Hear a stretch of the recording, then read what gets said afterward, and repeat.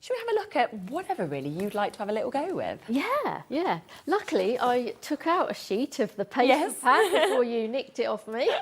Well, Kat. Okay, let's use the watercolours then. Yeah. And play around with these. So let's bring these in. I'm going to use the brush to mix up some colours. Okay.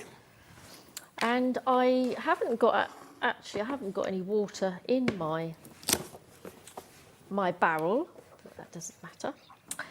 I've got some water here on the side. Okay, perfect. So I want to mix a nice dark, cool, very dark, cool green. Mm-hmm. So when you've got a colour in your head that you want to create, then it's quite nice to try and mix it. Start with lighter wash of colour, so don't go too intense with the colour. I mean, I've started with black, but you can start off with your lighter colours, such as the green, the dark green, you know, that you wanted to darken. And don't just darken colours with black. Mm-hmm. Try other colours, you know, like on the blue scale, some brown as well. Yeah. I just want a dark, cool colour.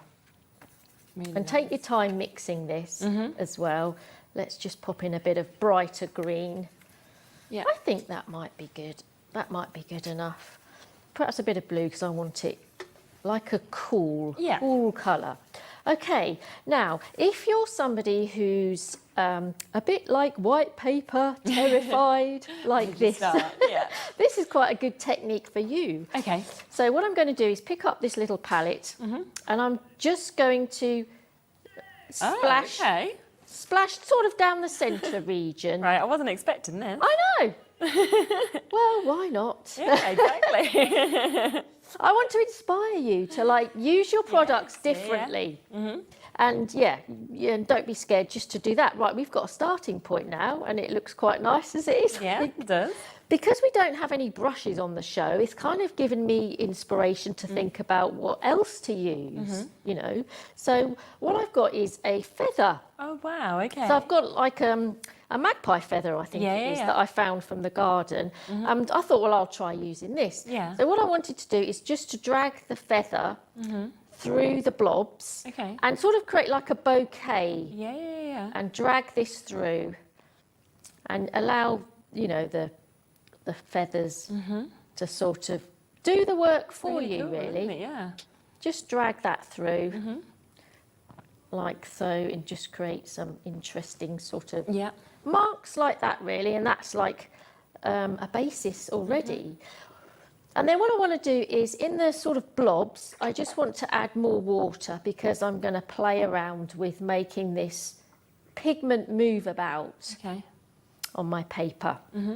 So I'm going to tip it backwards and forwards. Hopefully I won't put it too much out of view. That's it. Yeah, it is a bit of fun. It's great, it isn't is. it? Yeah. And I'm very sort of neat and tidy. Yeah. So this is great. And I enjoy watching pigment move around. Yeah, 100%. So and it's just nice to do something different, isn't it? Sometimes? why not do that? Yes. And then I might even just grab a piece of tissue and just take out some of the intents of the pigment in the blobs because there's a purpose for them as well. Okay.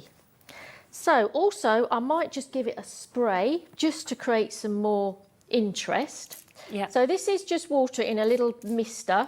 So I just want to just spray just so it sort of creates interest like that kind of thing.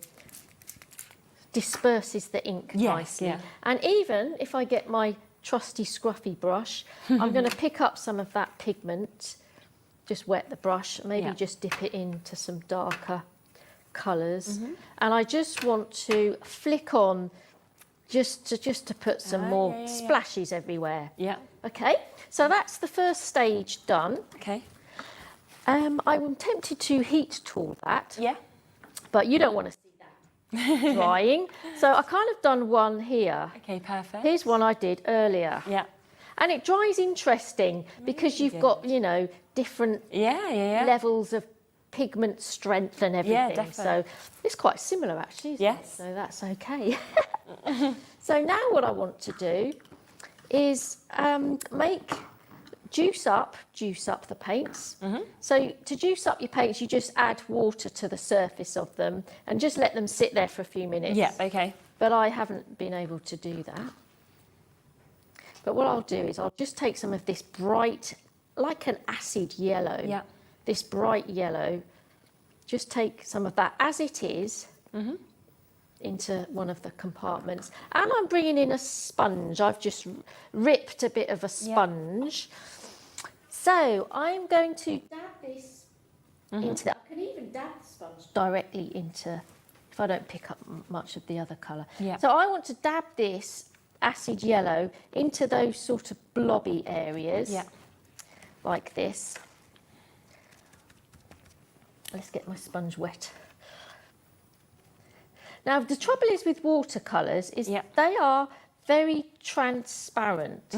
So I am getting some of that colour showing underneath, which I kind of don't really want so much. So I'm going to kind of cheat, and I'm going to bring in some of the acrylic paints. Now, these I don't believe are on the show. No, I think we've probably sold out of those. But if they are available on the website, you can grab some for £24.99 if there's some there. So I'm just going to take some of that acid yellow. Yeah. Let's quickly put them away then, because acrylic paints are more of a stronger colour, if that makes sense. So I just want to add some stronger colour, and you can create a bit of texture in that paint. Like, I don't know if you can see, like here, I've actually got the blobs of that paint on there to create some of the texture. And I want to dip this into some of the orange as well, and just start adding a bit more depth of colour, adding the orange below, just to create a bit of form. And then even the brown as well, the light brown as well, just dab some of that. I don't know if you can guess what this is trying to look like. I thought it was. Do you mean like what plant or? Yeah, that kind of thing. I was thinking kind of like, you know, I'm not good at the names, but yeah, because you think of dandelions, but it's not dandelions because it's. Do you know what I mean? Because it's got like the. Yes, yeah. I can't think I'm kind of not helping lilies. much. I showed my husband and he said, "Oh, it looks like sweet corn." Sweet corn? No. And I said, "Sweet corn." I mean, if sweet corn grew on trees, it'd be lovely like that. Maybe it does. I don't know where it comes from. But actually, I wanted to try and create a collection of twigs. Okay, yeah. With that lovely bright lichen on them. Yes. And that kind of grows in sort of clumps as well. I don't know. I just like the bright with the cool, I love it. with the cool green. And then to just enhance this, I mean, you can take this further and add more bright yellow and everything, not just only in the blobs. Now, it's kind of, I suppose, a bit more of a mixed media piece because I'm using the acrylic paints and the watercolour paints. Yes. And I'm going to incorporate the pencils as well. Okay. And I've taken the black and I just want to take my time in sort of looking at these as twigs and just creating a shaded side to the twigs. Even if you just draw one line, I don't know if this is being picked out or not, or you can see what I'm talking about. So just trying to create a bit more interest and sketch some of shading. Yeah. Like even just sort of create a bit of shading underneath the lichen. Just to sort of, even down here where the image is sort of blended in, you know, just add the pencil lines and just show that as twigs. And just enjoy working with what you've made, what you created in that first layer. Definitely. And just bring it to life a bit more. I think it was brilliant. You just want to put it in a frame, don't you? You want to get it up on the wall. I don't know if it's that good. Anyway, so that's the kind of inspiration that I thought I would show you. Yeah, and this is one I've done earlier on the bigger size. Oh, yes. So this is, you know, something that you could sort of scale up easily if you want to try and do that. So I suppose it looks a bit more twiggy, and I've worked, you know, with the lichen a bit more and added more acrylic paint. So isn't it? It's so nice. So it just shows as well kind of thinking outside of the box, and that's what I love, because to bring a feather in and to bring all those techniques, it's totally different to things that we would probably automatically think of. Yes, with something like that. And it's a bit of fun. Yeah, it is, isn't it? Yeah, and it just shows you can kind of be portable. You could go and sit outside and you could do this with whatever's around you as well.